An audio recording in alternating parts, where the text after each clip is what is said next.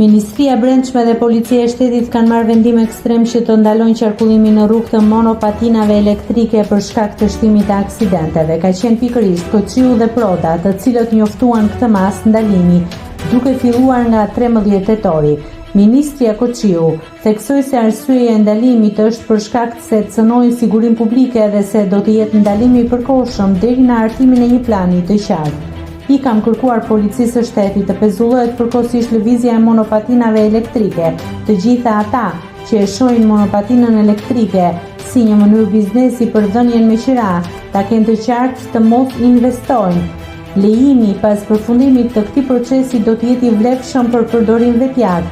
Do hartojmë rregulla të qarta për të gjithë. Do qartësojmë korsitë, rrugët apo hapësirat ku monopatina elektrike mund të përdoret. Kriteret e moshës së përdorimit, po ashtu masat mbrojtëse, ndriçimi dhe shpejtësia e lejuar, tha Ministri e Brendshme Albana Koçiu.